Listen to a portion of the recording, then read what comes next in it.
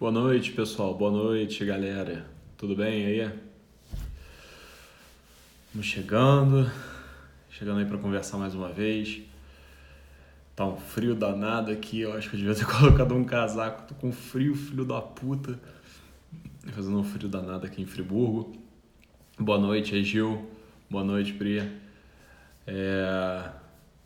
Espero que estejam todos me ouvindo bem. Tô entrando aí 1 minuto atrasado hoje porque o editor do meu livro resolveu me sacanear agora, me mandou uma mensagem que quase me infartou, mas tá tudo bem aí com o livro, continua despachando, continua enviando bem, tá tudo tranquilo. Enfim, bom, pessoal, retomando aí as lives, semana passada a gente fez uma, essa semana vamos fazer mais outra. O objetivo da conversa de hoje é falar um pouquinho sobre musculação. E aí os seus benefícios, e aí eu quero aproveitar também, obviamente, para desmistificar um pouquinho de algumas coisas quando se fala de musculação. Vocês provavelmente já viram que toda hora aparecem questionamentos nas enquetes sobre a musculação, sobre agachamento, sobre doenças ortopédicas, enfim. Então eu vou falar rapidinho como é que isso começou, para depois falar sobre o tema propriamente dito. Essa história de falar de musculação, ela começou alguns anos atrás, quando me pediram para falar sobre condropatia patelar num simpósio de exercício. E aí eu fiz uma aula, apresentei uma aula e, no caso, a condropatia patelar, na época e até hoje, tinha o seu tratamento basicamente voltado para a reabilitação, ou seja, a condropatia patelar ela era e ainda é basicamente tratada acima de reabilitação, ou seja, em cima de exercício, em cima de correções de padrões de movimento. E aí eu expus isso, o pessoal se interessou, porque eu falei muito sobre exercício, falei muito sobre musculação e a coisa foi virando uma bola de neve, porque desde então acho que eu nunca mais parei de falar sobre musculação e como isso se aplica dentro das patologias ortopédicas. Tati, obrigado aí pelas fotos que você mandou aí no livro, espero que você goste muito. Ficaram muito boas as fotos, fico feliz aí que o pessoal de BH já tenha recebido hoje. O cara que tá editando o livro para mim é um cara sensacional e ele, pra galera de BH, como editora de BH, ele botou o boy da editora para despachar, então não foi nem via correio, foi pelo boy da editora, por isso que chegou em um dia útil, a galera comprou ontem, chegou hoje, então eu espero que você goste. A Lohane está perguntando, condropatia patelar é igual a condromalácia? Sim, condropatia patelar é a mesma coisa que condromalácia patelar, condropatia, né? Condros quer dizer cartilagem, patia quer dizer doença, né? E malácia quer dizer amolecimento. Então, uma condromalácia é um amolecimento da cartilagem patelar, que é mais ou menos o que acontece na condropatia patelar, faz parte do processo da condropatia patelar.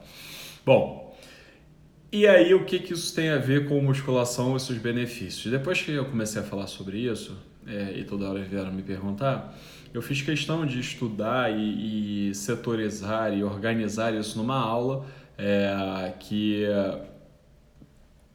eu apresentei já em Belo Horizonte, inclusive no Minas Tênis Clube, sobre os benefícios ortopédicos do treinamento de força. Tá? Então, existem mais a musculação, tá? E aí eu vou falar musculação várias vezes, mas quando eu falar de musculação, eu estou falando de treinamento contra-resistido, tá? Então eu vou fazer algumas coisas assim para definir, para pontuar do que a gente está falando, para poder ficar bem entendido aonde se pode chegar. Sempre que eu estiver falando de musculação, eu estou usando como sinônimo de treinamento contra-resistido porque é um hábito meu. Eu uso muito essa palavra que é da minha época, musculação. Na minha época a gente falava que malhava, não falava que treinava, enfim. Então, o treinamento contra-resistido é qualquer tipo de treinamento contra uma resistência externa. Tá? Você faz um treinamento, faz um esforço para vencer uma determinada resistência externa, seja ela qual seja. Então, se o cara faz levantamento de peso olímpico, aquilo ali faz parte de treinamento resistido. Se o cara faz crossfit, muitos dos exercícios do crossfit são treinamento contra uma resistência externa. Se o cara faz pilates, o pilates é um exercício que fundamentalmente trabalha contra as resistências externas da aparelhagem do pilates, da resistência de mola, resistência de elástico, seja lá o que for. A fisioterapia usa, durante o processo de reabilitação, muito de treinamento contra-resistido, quando se usa o TheraBand, quando se usa o halter e por aí vai. Então, tudo isso seria classificado como treinamento contra-resistido.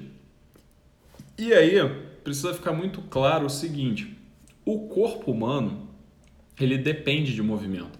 Todo o seu sistema musculoesquelético, para continuar funcionando bem, ele depende de movimento, ele depende de estímulo. Assim como o cara, para ficar mais inteligente, ficar mais sábio, ele precisa ler, ele precisa aprender, o seu corpo, o seu músculo, o seu tendão, ele precisa ser estimulado.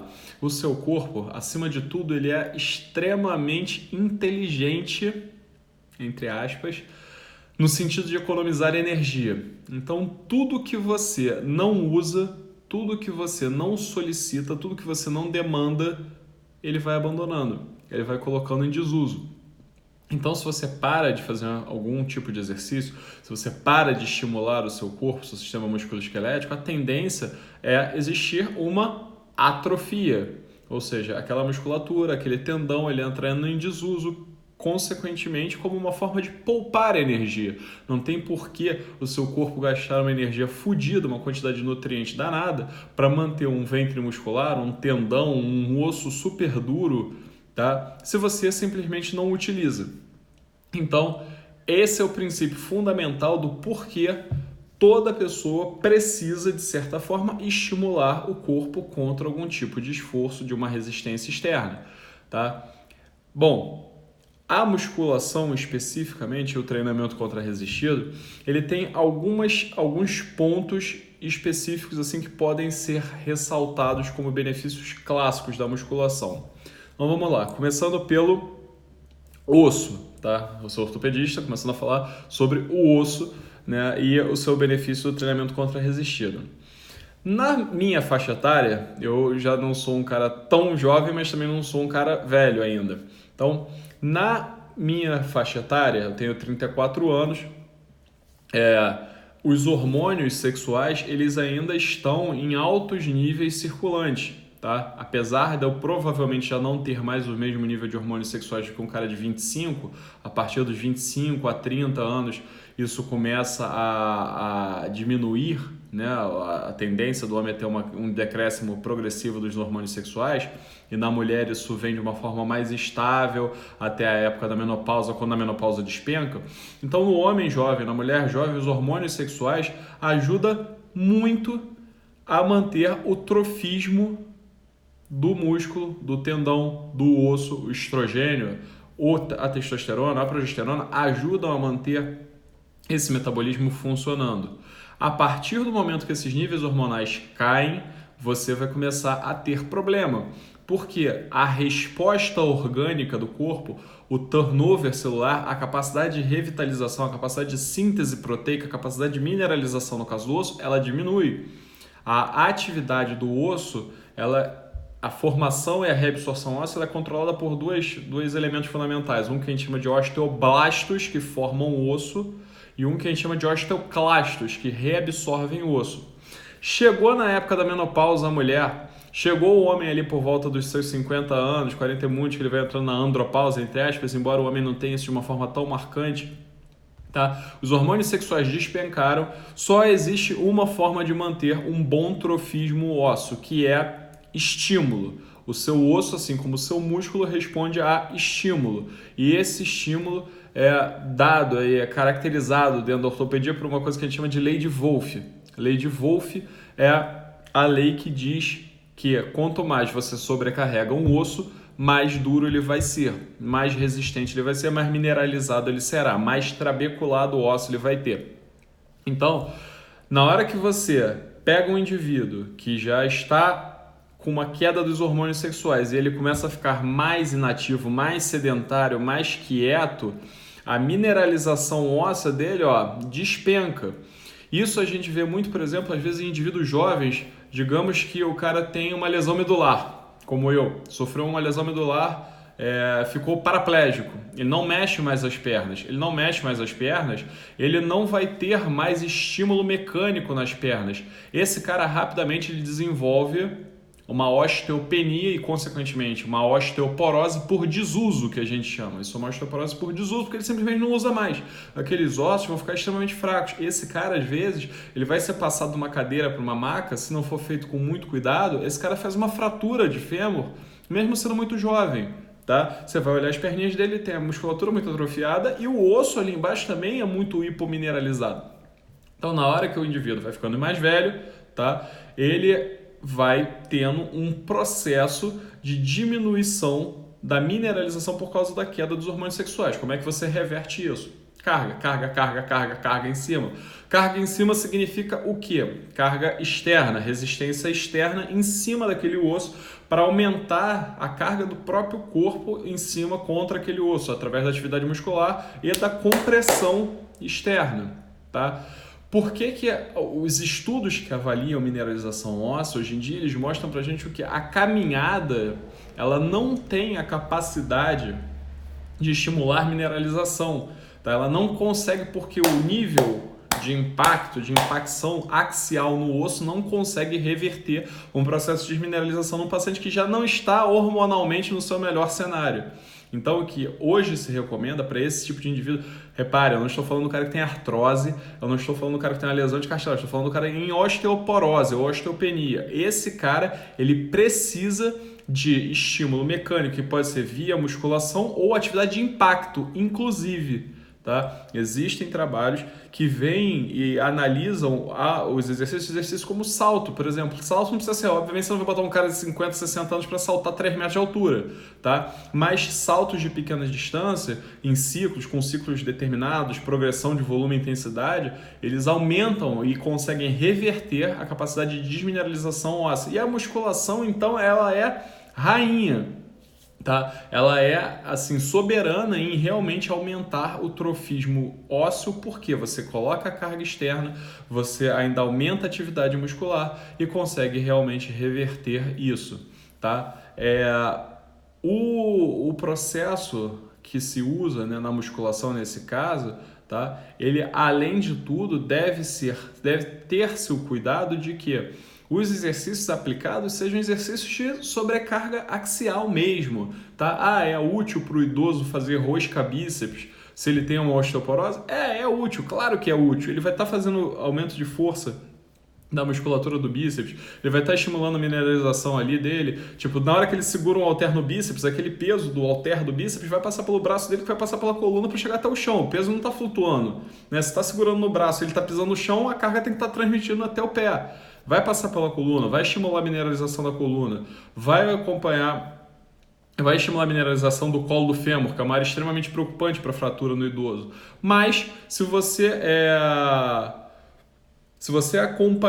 comparar a carga que o cara consegue segurar no halter no braço ou a carga que ele consegue segurar no agachamento ou no levantamento terra, não dá para comparar. Então, o levantamento terra e o agachamento são exercícios muito mais eficientes, tá?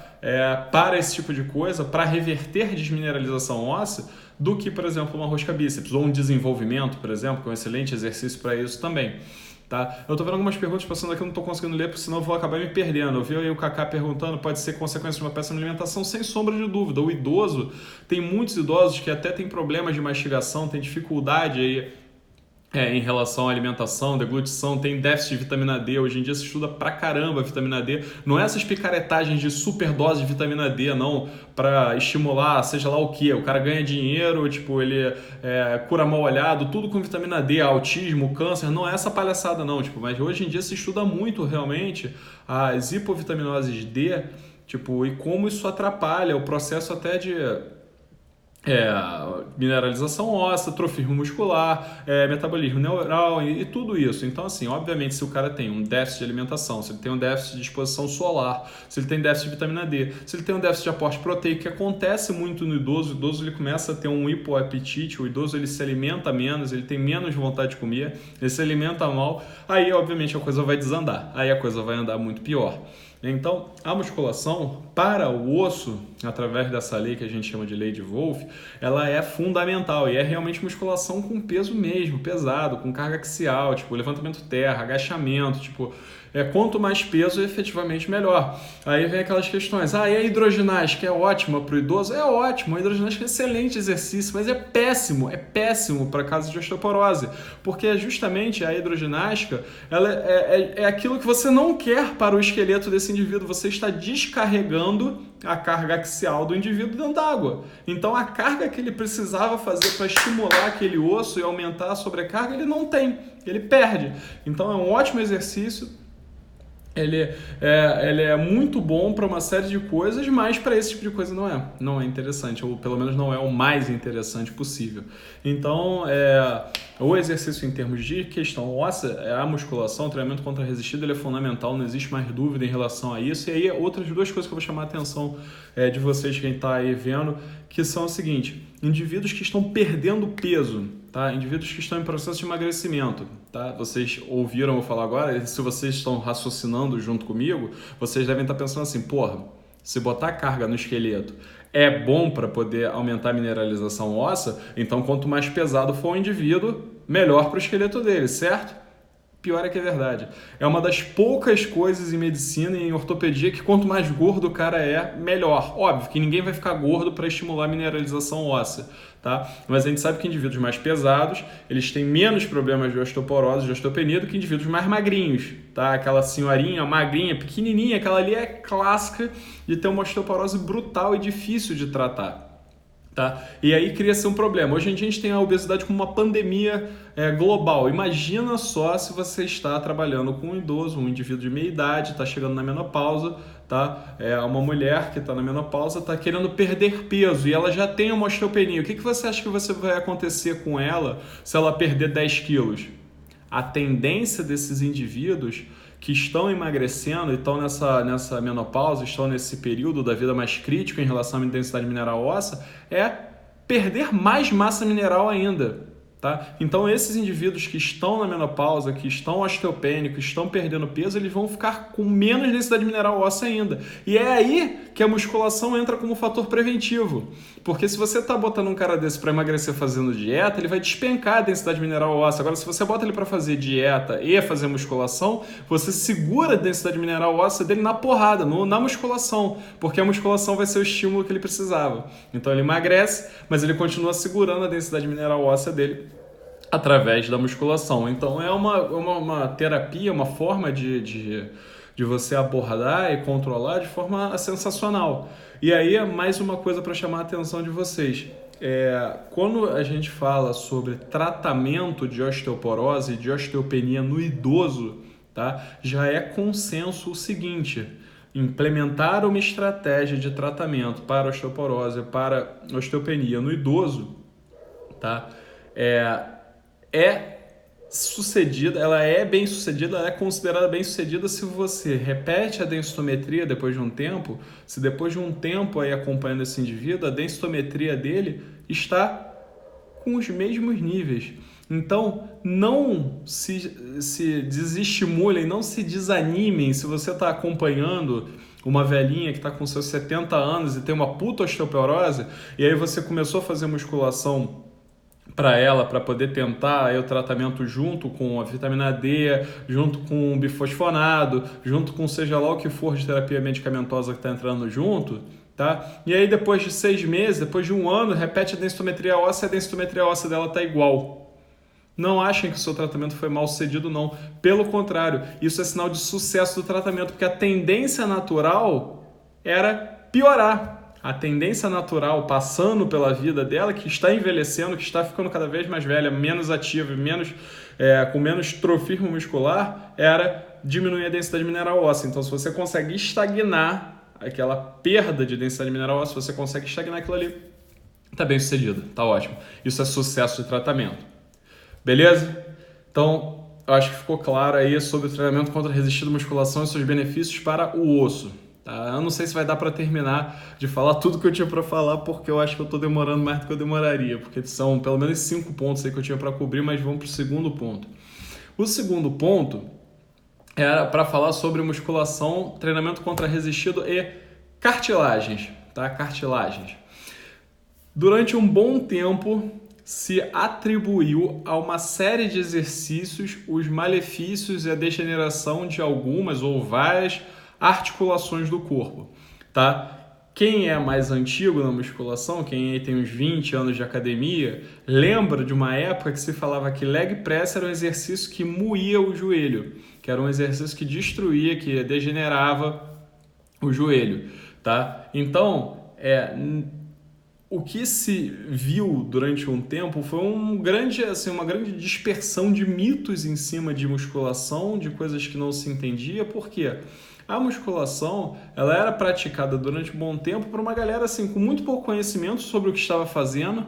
Tinha também o viés de ter muita galera tipo, do fisiculturismo que ainda usava anabolizante de uma forma meio que tentativa e erro, e aí ficava uma coisa meio mascarada, porque a musculação era a sala de musculação, era o lugar dos caras muito grandes, muito fortes, não era um ambiente assim popularizado, uma coisa que foi caindo por terra na década de 90, academias se popularizaram, dispersou, né? Agora todo mundo faz academia, enfim, e por aí vai. Então, muitas pessoas que tinham lesão muscular, lesão tendínea, lesão ligamentar, lesão cartilaginosa naquela época por outras merdas, e não necessariamente por causa da musculação, mas por causa das merdas que estavam fazendo dentro da sala da musculação, acabaram espalhando alguns mitos ou alguns vieses de observação que demoraram bastante tempo para serem desmistificados. Então, esse negócio da cartilagem talvez seja um dos piores mitos, um dos piores problemas que ainda residem até hoje em relação à musculação. Toda vez que você estimula um osso e essa carga ela vai pelo osso até a superfície articular, ela na superfície articular das grandes articulações do corpo, ela encontra uma estrutura que se chama a cartilagem hialina. A cartilagem hialina, ela é uma estrutura extremamente especializada, talvez uma das mais especializadas do nosso sistema musculoesquelético, que faz o contato entre os dois ossos. Ela é a superfície da nossa cartilagem. A cartilagem, como as pessoas falam de uma forma geral, é a tal da cartilagem hialina, tá? Essa cartilagem, ela tem algumas propriedades impressionantes. Uma delas é a seguinte: ela tem uma extrema resistência à compressão axial, à força axial no eixo de um osso contra o osso, e ela tem um atrito praticamente zero. O atrito de uma superfície da cartilagem hialina sobre a outra é baixíssima, pela forma como os proteoglicanos, o colágeno, conseguem represar e armazenar água dentro deles. Então, quando uma cartilagem está escorregando sobre a outra, é praticamente como se tivesse água escorregando sobre água. É como se fosse água escorregando em cima de água, deslizando uma em cima da outra.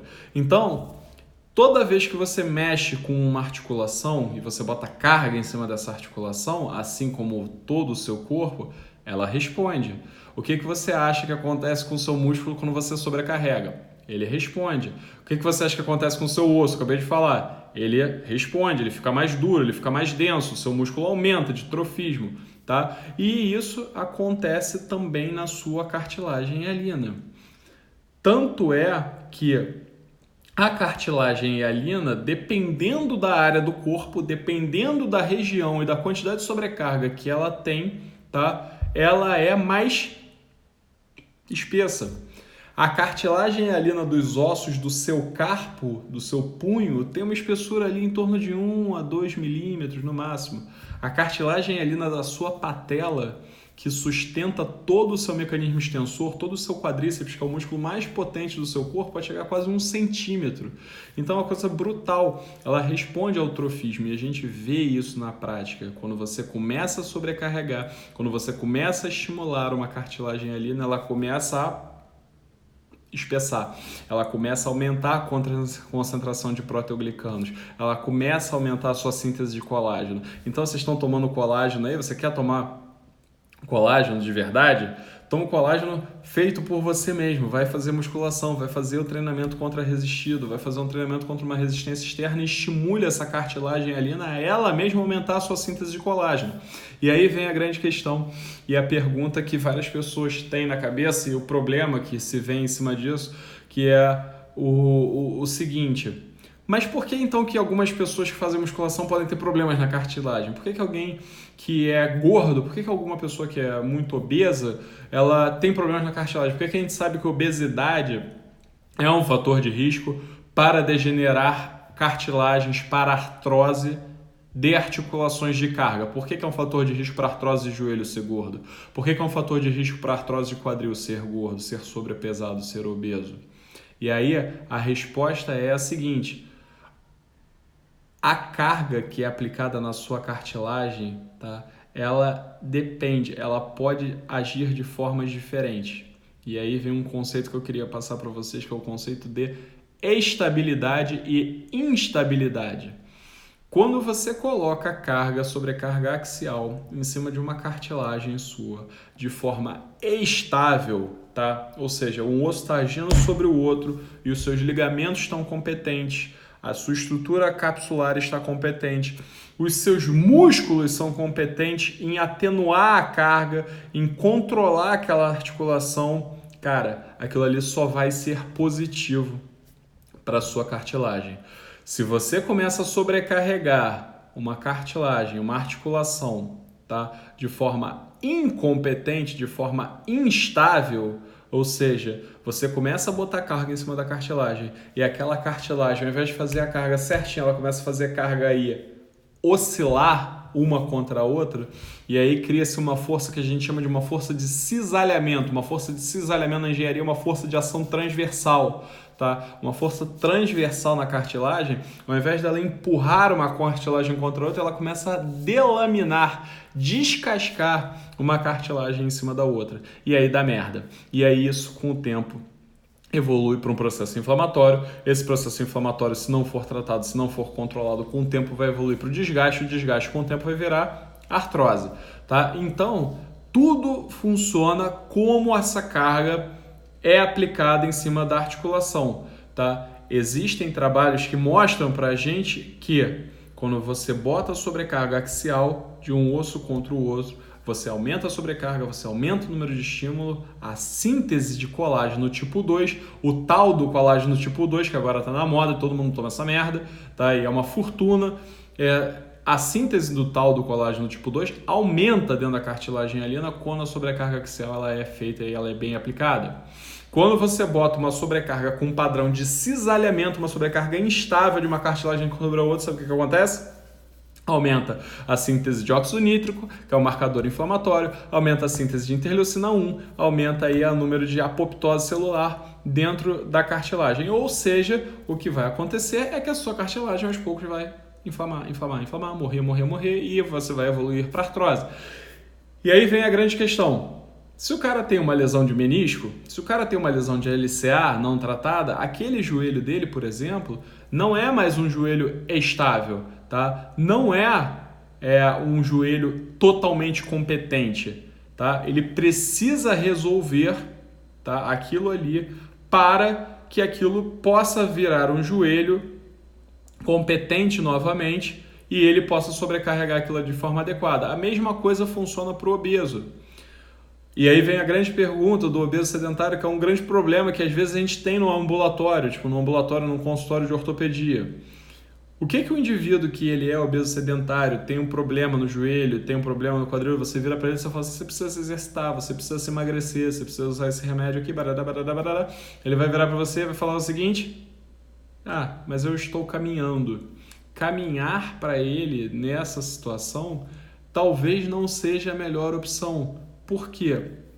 Porque o obeso sedentário, ele quando começa a caminhar durante muito tempo, a musculatura dele do quadríceps não consegue aguentar e responder à carga do próprio peso dele de forma adequada. E aí a resposta à carga dele, toda vez que ele pisa no chão, começa a ser uma resposta à carga instável. E é por isso que esses caras, tá, depois de um tempo, eles começam a abrir quadros de artrose, porque vira uma resposta à carga totalmente inadequada. Tá? Aquele osso, ele não transfere carga para o osso seguinte de uma forma estável, simplesmente porque ele está muito acima do peso e o osso dele está sempre cansado. É como se fosse aí um músculo cansado que não está conseguindo responder adequadamente. Então você imagina, digamos que o cara resolva caminhar, ele vai fazer uma caminhada, vou fazer uma caminhada para emagrecer, doutor, estou com artrose de joelho e tal, não sei o quê.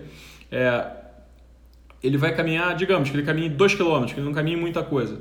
Quantos ciclos de passada ele tem em 2 km? Digamos que ele faça uma passada ampla, uma passada de 1 metro. Ele vai fazer 2.000 passadas em 2 km.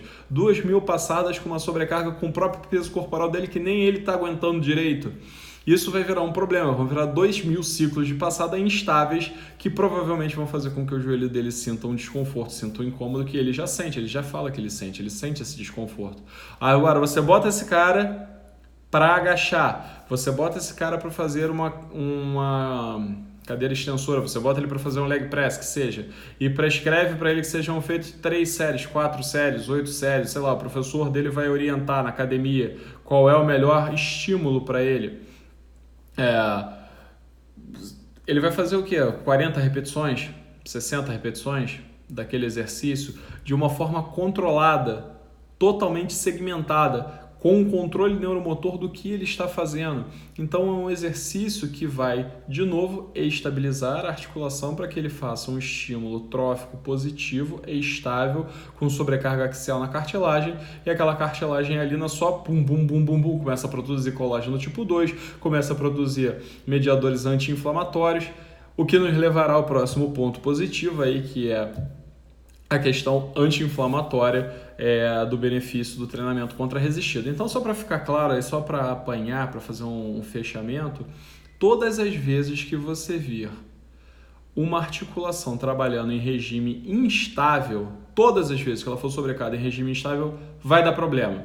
Isso acontece no joelho, quando o cara tem uma lesão de LCA, uma lesão de menisco. Isso acontece na coluna, quando o indivíduo ele está obeso, sedentário e ele começa a ficar muito tempo numa determinada posição, aquela coluna não está aguentando mais, a musculatura entra em fadiga e começa a transmitir carga de forma normal, ele começa a abrir artrose interfacetária, sobrecarregar o disco dele vai pro caralho, tá? Ou acontece no ombro, quando ele faz uma lesão de manguito, e aí o lesão de manguito dele, o manguito não consegue mais concentrar aquela cabeça humeral, não consegue mais centralizar aquela cabeça, ele sempre isso vai dar problema e vai caminhar para artrose. Agora, todas as vezes que você pega um indivíduo e bota ele para fazer um estímulo contra-resistido, você aumenta a capacidade daquele músculo de concentrar, de estabilizar a articulação, você aumenta a capacidade daquele músculo de responder à carga de uma forma adequada, tá? Aquela carga, ela passa a ser melhor transmitida, aquilo ali estimula positivamente o trofismo da cartilagem. Óbvio, eu não estou falando aqui, pelo amor de Deus,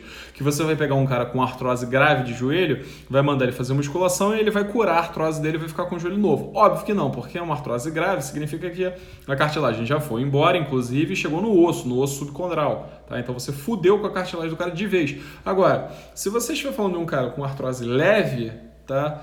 Você pode conseguir naquela cartilagem que está enfraquecida, amolecida, tá? Conseguir melhorar o trofismo da cartilagem. Isso acontece na condropatia patelar. A condropatia patelar nada mais é do que um amolecimento, um frangeamento da cartilagem que vai caminhar para artrose em algum momento. Se aquilo ficar totalmente largado, vai virar uma artrose fêmuro-patelar. Tá? Então a gente consegue isso também nesse tipo de... Ai, caramba, que dor nas costas. Porra, operei hoje o dia inteiro, tô com uma dor danada nas costas, tô precisando de um ortopedista aqui. Bom, vamos lá.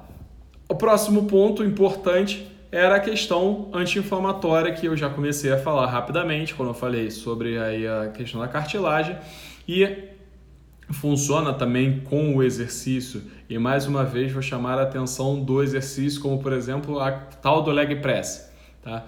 Todas as vezes que você estimula o corpo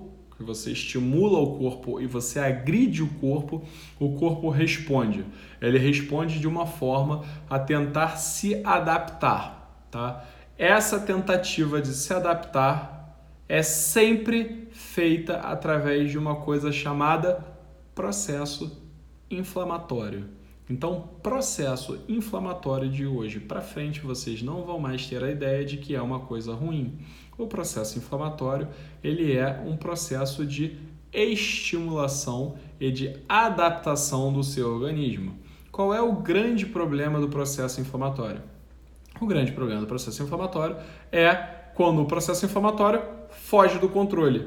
Você faz uma agressão ao organismo, o seu corpo tenta se adaptar e aquele processo inflamatório ele se cria, só que você faz uma outra agressão, uma outra agressão, uma outra agressão, uma outra agressão e não deixa o corpo conseguir responder.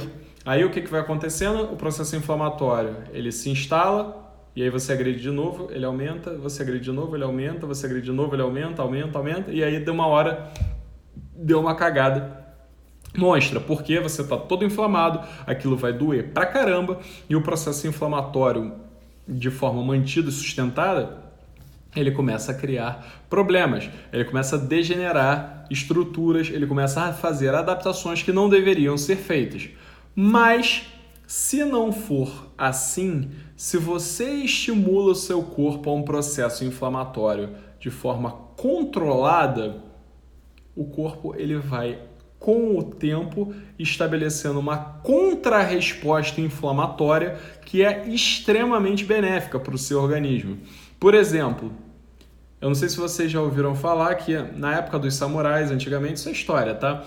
Na época dos samurais, antigamente, existiam aqueles samurais que a especialidade deles, a função deles era provar coisas envenenadas, era provar pratos envenenados, substâncias envenenadas, bebidas envenenadas do seu senhor lá, a quem eles serviam, os samurais serviam.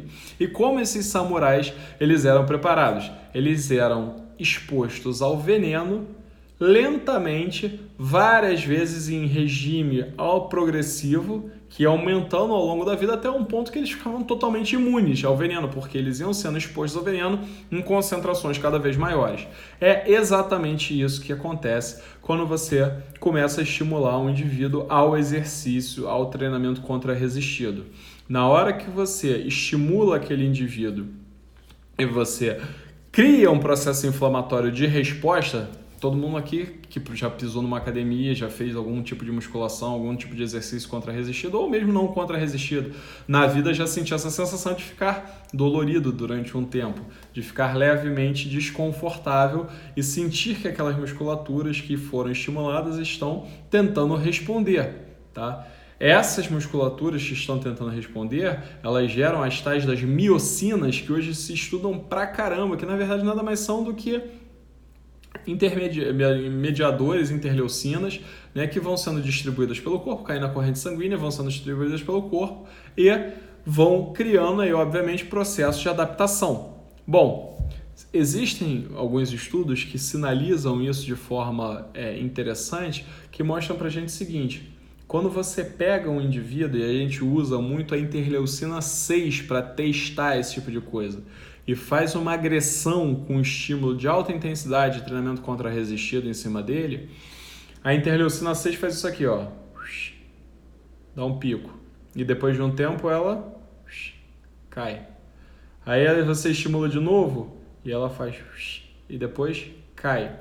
E aí quando você pega a visão de longo prazo do gráfico, o que acontece é que a interleucina 6 ela vinha assim, ó, ela vinha daqui de cima e fazia assim.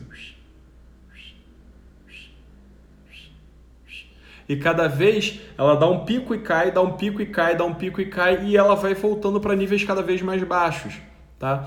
Essa resposta ela é contramediada por uma interleucina chamada de interleucina 10, que é uma interleucina anti-inflamatória. Então, depois do pico da interleucina 6, vem o pico da interleucina 10. Então, sempre que você vai fazendo o estímulo ao longo do tempo, tá? Com o treinamento contra-resistido, com o exercício, tá? Você cria uma resposta inflamatória. Essa resposta inflamatória ela é antagonizada. Esse metabolismo aí de antagonismo ele vai ficando cada vez mais aprimorado ao longo do tempo e aí você vai criando um benefício anti-inflamatório da musculação em cima do organismo conforme o tempo passa. Então a gente tem um trabalho que é extremamente interessante, eu gosto de usar esses trabalhos pitorescos para chamar a atenção, tá? Embora eu não esteja fazendo uma aula expositiva aqui com gráficos e PowerPoint, etc., mas vocês vão ter que confiar em mim. É um trabalho que ele pegou mulheres idosas, tá? Com artrose de joelho e botou elas para fazer leg press. Tá? Treinamento de força com leg press, treinando na faixa de 8 a 12 repetições durante alguns meses. E aí o que aconteceu? Eles foram lá e eles dosavam o líquido sinovial e os marcadores inflamatórios dentro do líquido sinovial. Adivinha o que aconteceu? O joelho delas não explodiu, o joelho delas não pegou fogo, o joelho delas não entrou num processo inflamatório deliberado. O que aconteceu é que os níveis de interleucina 10 delas foram aumentando ao longo do tempo, foram aumentando conforme elas iam treinando, conforme elas iam praticando, e aí, obviamente, mediram também score de qualidade de vida, scores de dor e tal, e aí a qualidade de vida ia melhorando, a dor ia diminuindo. Por quê? Porque, obviamente, você estava tratando o processo inflamatório através do exercício. Então, é o terceiro ponto aí que eu gostaria de chamar a atenção. E ao invés de você se entupir de anti-inflamatório, eu não estou desmerecendo o anti-inflamatório, tá? De forma alguma, eu uso muito anti-inflamatório. Todos os médicos que precisam, que trabalham com trauma, com ortopedia, com neurocirurgia, seja lá o que for, reumatologia, usam anti-inflamatórios, mas o anti-inflamatório ele é uma estratégia de combate a um processo inflamatório agudo. O anti-inflamatório, de certa forma, ele é uma muleta para te fazer ajudar a andar, mas você precisa corrigir o problema que está criando a inflamação. Existe um problema por baixo que está gerando aquele processo inflamatório, seja um distúrbio biomecânico, seja um desbalanço entre a sobrecarga e capacidade muscular, existe algum distúrbio que está gerando processo inflamatório. O anti-inflamatório ele é só uma muleta para botar o indivíduo talvez um pouco mais confortável, para ele ficar se sentindo um pouco melhor e conseguir fazer o que ele tem que fazer e voltar à prática do dia a dia, enfim, e poder resolver o problema. Tá? Bom, falei aqui já brevemente, conectei de certa forma uma coisa na outra, vou entrar no quarto ponto, tá, do benefício do treinamento resistido, que eu falei para vocês aqui, o que acontece quando o indivíduo entra na academia, na musculação, e vai lá, primeira semana, segunda semana de treino e tal, não sei o que. Pessoal, olha só, não adianta ficar perguntando as coisas agora, eu tô vendo que algumas perguntas estão aparecendo grandes, não adianta ficar perguntando porque eu não vou parar para ler, porque senão eu vou me perder, tá? Então eu vou continuar, no final, se der tempo, a gente abre aí para umas perguntas. Bom, o que acontece com um indivíduo que entra na academia e começa a fazer musculação? Eles têm as tais das dores musculares de início tardio, os DMITs, ou DONS em inglês, Delayed Onset Muscle Soreness, que vai ser uma dor muscular tardia. A explicação para a dor muscular tardia ela ainda é muito estudada. Tem gente que acha que é fácil, tem gente que acha que não é fácil, tem gente que acha que é inflamação, tem gente que é microlesão, enfim. O fato é que ela acontece, ela existe, tem gente que tem muita, tem gente que tem pouca, enfim. E, além disso, durante o treinamento, durante a sessão de treinamento resistido, é normal o indivíduo sentir uma certa dor, um certo desconforto.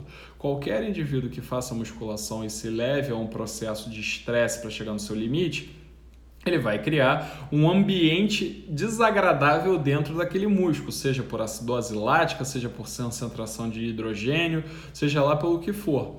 Aquilo ali é uma coisa que cria um certo desconforto, e assim como a questão da exposição às interleucinas, isso aí faz com que o indivíduo se adapte. Toda coisa que o indivíduo é exposto de forma recorrente, ele vai ficando cada vez mais resistente. Então, nós agora estamos falando do benefício analgésico do treinamento de força. A musculação, ela é uma estratégia de melhorar, tá, a resistência à dor do indivíduo. O indivíduo que tem dor muscular de início tardio 1, 2, 3 vezes até ele se adaptar àquele treino, aquele indivíduo que está acostumado a sentir aí a fadiga, o cansaço, a resistir ao cansaço do treino que vai ao limite, aquele cara que está acostumado a sentir a queimação muscular de um treino aí com um nível mais alto de repetições, tá? Esse cara, ele com o tempo, ele vai ficando cada vez mais resistente à dor. Isso é modulado por uma série de mecanismos, tá? Quais mecanismos? Os principais são a serotonina. O nível de serotonina, nível de sistema nervoso central, tende a aumentar por duas coisas. Pelo aumento da produção e a outra por uma diminuição da recaptação da serotonina. Existe existe um receptor, que é o IRS1, que é o receptor seletivo de serotonina 1, que ele vai diminuindo a sua expressão conforme você vai estimulando esse cara no exercício. Então ele vai tendo cada vez níveis maiores de serotonina, ele vai tendo cada vez mais bem-estar, ele vai começando cada vez a se sentir melhor com o treinamento, tá? E ele vai se sentindo cada vez melhor aí com o exercício.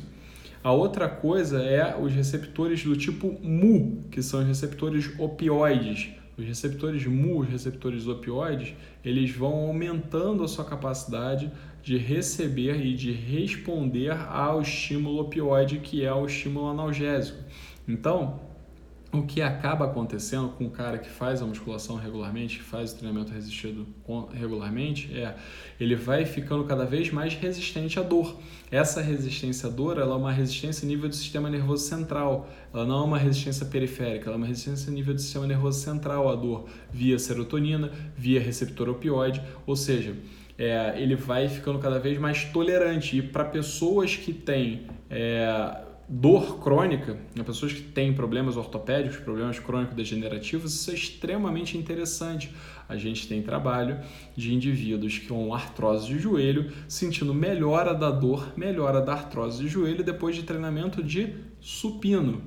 Ou seja, estamos falando de benefício analgésico à distância. Você vai falar assim, mas o cara tem uma artrose de joelho, então ele tem uma artrose brutal, ele não pode fazer musculação? Não, ele pode. Talvez, se ele for muito grave o caso dele, ele não possa fazer musculação para o joelho. Se tiver uma coisa muito limite, que assim, talvez sejam raríssimos os casos, mas eu acabei de falar para vocês. Tem trabalhos em cima de musculação para peitoral, aliviando a dor à distância. Tá? É analgesia satélite, porque a gente está falando de nível de dor, de analgesia sistema nervoso central, ou seja, não é uma analgesia localizada. Além disso, existe uma outra coisa quando a gente fala de dor, que é o tal do componente afetivo da dor. Tá? Toda dor tem o tal do componente afetivo que é mediado pelo tal do seu sistema límbico. Então, existem dois tipos de dores. O corpo, ele responde a todo o processo doloroso através de duas formas de interpretação. Ou ele entende que aquela dor é ruim, porque é degenerativa, porque aquela dor é agressiva ao corpo dele, ou ele entende que aquela dor é boa porque está agregando alguma coisa ao corpo dele. Por incrível que pareça, existe essa interpretação, essa sinalização pelo corpo também. Por isso que um cara que tem uma lombalgia, o cara que tem um problema discal na coluna e ele tem uma lombalgia crônica, esse cara depois de um tempo ele começa a desenvolver sintomas depressivos. Porque a dor passa a ser uma coisa tão desconfortável na vida dele, a dor passa a ser um problema tão crônico, tão recorrente na vida dele, que ele começa a amplificar a dor ainda mais por causa de outros sintomas de cabeça. Ele começa a ter escórias ruins de resposta centrais que faz com que ele fique cada vez mais depressivo, que faz com que ele fique cada vez menor, que ele começa que ele fique querendo evitar cada vez mais o exercício, evitar mais socializar e por aí vai, tá? Então, a musculação, ela entrega o outro lado da dor. Na hora que o cara começa a fazer musculação e ele começa a se sentir bem, porque ele começa a se sentir mais magro, porque ele começa a se sentir mais forte, porque ele começa a se sentir melhor no espelho, porque ele começa a se sentir mais disposto, porque ele começa a dormir melhor, porque ele começa a fuder melhor, seja lá o que ele começa a fazer melhor, tá? Esse indivíduo, ele começa a atrelar a dor da musculação a uma coisa boa, a uma coisa positiva. E aí ele começa a querer aquela dor, ele começa a gostar da dor. Tá? É a famosa dor boa. Quem aqui já praticou musculação, já fez treinamento resistido alguma vez na vida, já ouviu alguém falar, pô, tô com uma dor aqui depois do treino, mas cara, aquela dorzinha boa, babeça, tipo uma dor gostosa. Essa dor boa, essa dor gostosa, não é necessariamente um masoquismo, ou é até de certa forma um masoquismo. Tem gente que gosta de sentir dor durante a relação, seja lá o que for, tá? Mas essa dor, ela é um componente afetivo positivo da dor pós-treino. Ou seja, você agora está caracterizando que além de analgesia central, além de analgesia por causa de serotonina, por causa de opioides mu, de receptor mu, a opioide, você está criando um componente de resposta à dor diferente, tá? Bom, é exatamente isso aí que o cara está botando, tá? A dor, ela leva o indivíduo a evitar, a criar movimentos cada vez piores, cada vez mais patológicos, que é o que a gente chama de cinesiofobia, a evitação, o medo do movimento, que leva a mais dor, que leva a mais comprometimento e por aí vai, tá? Bom, o último ponto aqui, eu tô até me perdendo, cara. Qual era o último? Era a influência do treinamento de força sobre os tendões.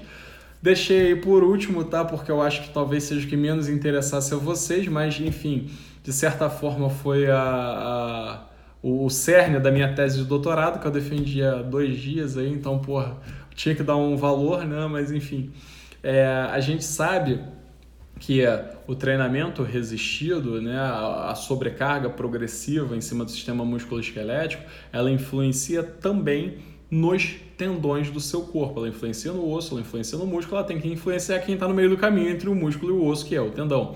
Então, na hora que você começa a colocar sobrecarga progressiva em cima de um tendão do corpo de forma programada, de uma forma planejada, com intensidade, volume progressivo de uma forma controlada, a tendência é que esse tendão ele responda positivamente, aumentando o que a gente chama de módulo de elasticidade, ele vai ficando cada vez mais resistente, ele aumenta seu módulo de elasticidade, vai ficando cada vez mais resistente à tensão, tá? A sua resistência à falha vai aumentando cada vez mais, ele vai ficando cada vez mais difícil arrebentar esse tendão. E mais do que isso, esse tendão, por expressão de uma interleucina que é a interleucina 8, tá?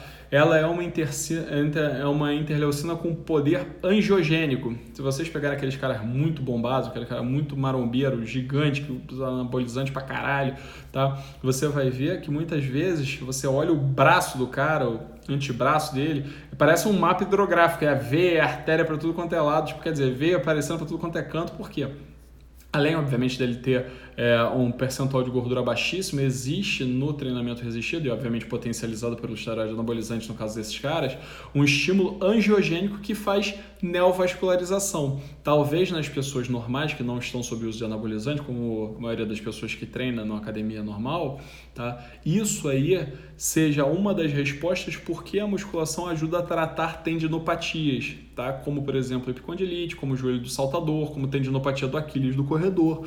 Por quê? Na hora que você começa a fazer o estímulo progressivo, o estímulo programado para esse cara, o que acaba acontecendo é que você aumenta a resistência do tendão, aumenta a resistência à carga, aumenta o módulo de elasticidade, você aumenta a sua concentração de interleucina 8, você começa a estimular aí a neovascularização dentro do tendão. Como a gente costuma falar de uma forma geral, sangue é vida. Então, onde está chegando vaso, onde está chegando sangue, está chegando oxigênio, está chegando nutriente, tá? E isso aí vai ter menos problema. Então, o treinamento contra-resistido, ela é uma grande estratégia também para tratar esse tipo de coisas. Ainda existem alguns detalhes a serem entendidos quando a gente fala sobre musculação para tratar tendinopatias. Por exemplo, existe uma grande área de pesquisa que começa agora e cresceu em cima do treinamento resistido excêntrico para tendinopatias. É considerado meio que o padrão agora para o treinamento excêntrico de tendinopatias do Aquiles e do tendão patelar. Para outros tendões ainda não conseguiu mostrar o seu lugar ao sol, tá? Mas para esses 2 tendões parece que não é só botar carga. A sobrecarga ela é importante, mas até a forma como a sobrecarga é feita ela também é importante e gera respostas diferentes no tendão que podem ajudar a tratar ainda esse tipo de doença que são extremamente chatas de tratar. A tendinopatia de Aquiles do corredor é horrível de tratar, a tendinopatia do tendão patelar é muito chata de tratar também no saltador, para o cara que é atleta saltador, porque é difícil você tirar ele da atividade dele, tá? Então, são coisas que ainda tem que ser muito estudada, tem muito lugar aí para pesquisa, mas seria aí o último ponto. Então, a musculação, só para encerrar aqui a parte de benefícios, já falei um pouquinho do início, como eu cheguei, falei a parte dos benefícios, agora, tá? Ela não pode ser encarada, e para todo mundo que trabalha como profissional de saúde, ela não pode ser encarada como uma coisa de marombeiro, ela não pode ser encarada como uma coisa estética, tipo... para busca de estética, isso precisa ser passado para o paciente, que aquela musculação ela é terapêutica. Isso precisa ser entendido pelo doente, pela aquele pessoa que tem um problema ortopédico, que aquilo ali nada mais é do que estimular, é estímulo sobrecarga. Tá? Não é levantar milhões de quilos, não é levantar muito peso, tipo, não é ficar disputando, aquilo não é um concurso de beleza com ninguém. Aquilo ali é efetivamente terapêutico. E aí é terapêutico de diversas formas. O treinamento contra-resistido ele pode ser feito numa sala de musculação? Pode, mas pode ser feito também dentro de um estúdio de pilates, pode ser feito também dentro da sala de crossfit, pode ser feito também com levantamento de peso olímpico, enfim, pode ser feito de uma série de formas. Tá? O importante é que seja feito um estímulo progressivo, que seja um estímulo cada vez mais coordenado e que tenha aí a capacidade de estimular e deixar o corpo responder, estimular e deixar o corpo responder. Isso vai gerando adaptações positivas aí a longo prazo que acabam realmente tratando uma série de doenças ortopédicas. Caramba, não sei nem quanto tempo eu tô falando aqui, mas tô falando sem parar, cara. Cheguei a perder o ar aqui depois de um tempo. Bom, pessoal, obrigado aí a vocês que estão me assistindo.